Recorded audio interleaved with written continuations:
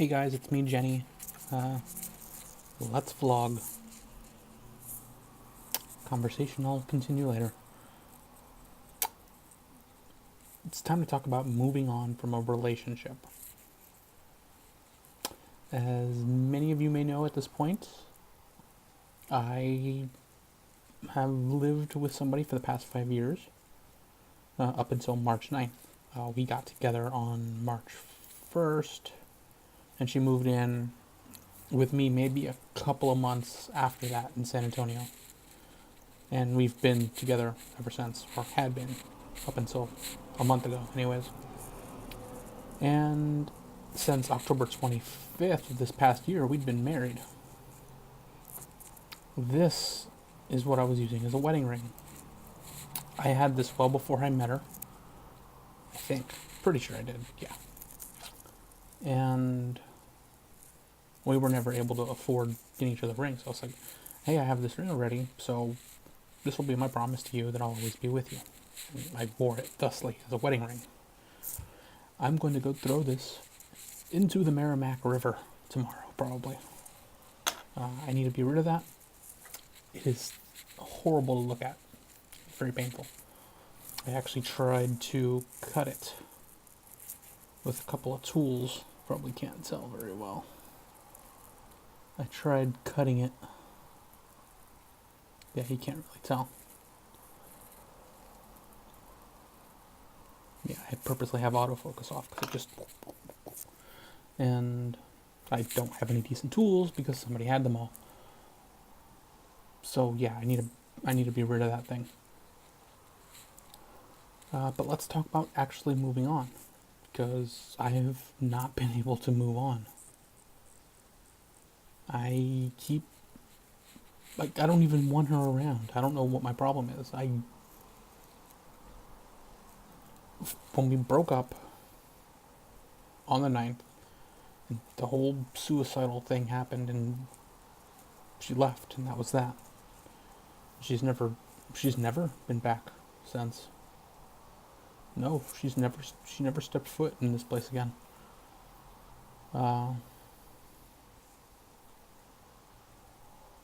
I mean, since then, because even when we broke up, I was telling her, like, hey, I still want you around. We can be friends. We can be sisters, best friends. And everything will be cool. So I didn't want her to be without a home or without anything else. And then she found out that I basically cheated on her with her best friend. Which isn't the case. We weren't cheating. We were maybe a little too close. But it would be pushing the definition of cheating, because we certainly weren't, like, kissy, cuddly, or anything. We were just, like, too close, maybe. But yeah. So that was, like, the breaking point for her. She was like, I'm surprised she didn't kill me, because, yeah. So, while I have technically moved on as far as, like, relationship issues, like, I am perfectly willing to start dating again. Everything, because me and her were never really that close over the past 5 years, honestly. It really was like we were just roommates or sisters or whatever else have you. And now I'm finding it hard to let go of her as a friend. Like, I keep wanting to, I gotta scratch my nose. I've been trying not to do this for this, but my nose gets itchy. I have very bad allergies. I have problems letting go of her as a friend, because for the past 5 years I've always had somebody there to, like, hey, look at this funny thing I found online, or here's a song I want you to hear. And I don't have that anymore. And that's what's bothering me more than anything else. Not intimacy, because we never had intimacy. That's for damn sure. Not romance, not physical closeness, anything like that. It's just, I've lost my best friend. And it kind of sucks. I mean, I still keep hoping, like, Like, okay, let's be friends, and then they can go back to sending her stupid stuff online. My hair is terrible today. I didn't even bother actually shaving. It's rainy as fuck. I'm not going anywhere, so screw it.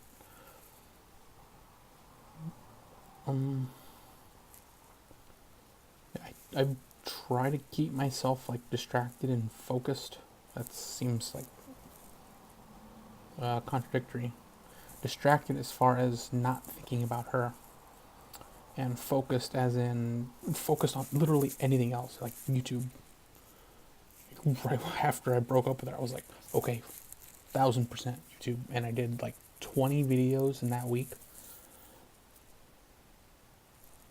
and it's getting harder to do. For anybody who doesn't know, the hormone regimen for transgender people in the United States is spironolactone, a testosterone blocker, and estradiol, or some other form of estrogen. I am on estradiol patches, which work fairly well, and spironolactone, and I'm usually on a fairly high dose. The side effect of being on a fairly high dose of estrogen and blocking all of my testosterone is I become emotionally unstable. Very emotionally unstable. And it was to the point over the past week where I just had to be like, no, I can't do that anymore. So I'm still on the estradiol, but I'm on a very, very low dose of spironolactone. Because for whatever reason, my brain works better with like 50-50, I want to say. I lose a lot of the like subconscious, subconscious, like little feminine quirks, like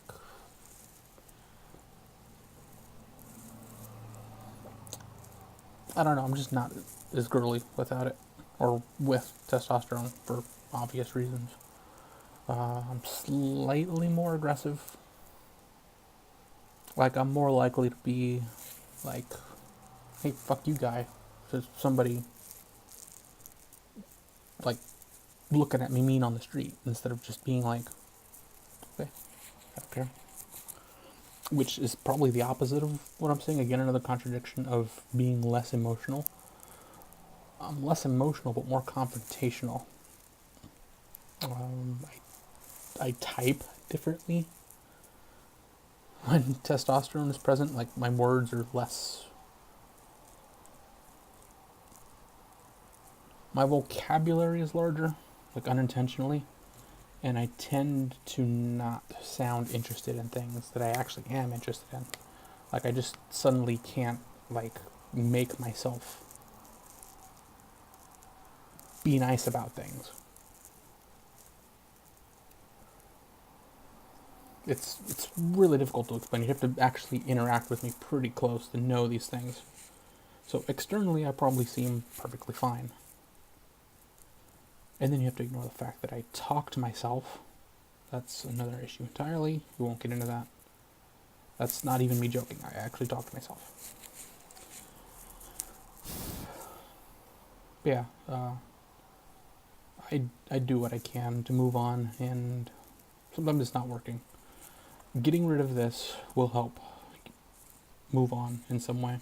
I know that much.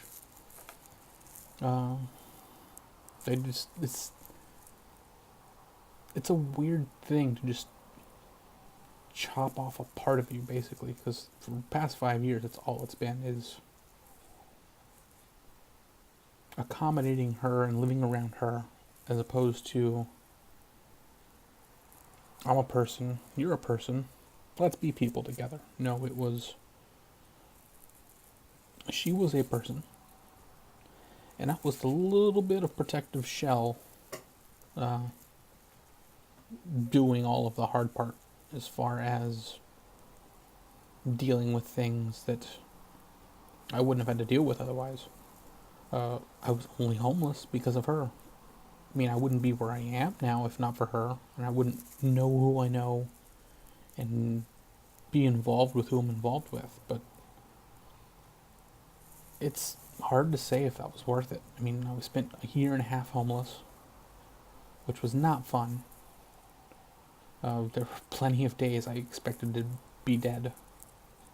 Like, that's not an exaggeration. That is, okay, I'm gonna die today. I'm gonna lay down and see if I wake up tomorrow. That was actually my life in Denver. Uh, having to do and take jobs that I did not want to be doing for the sake of keeping her fed. And I don't resent her for that, but it's a weird situation where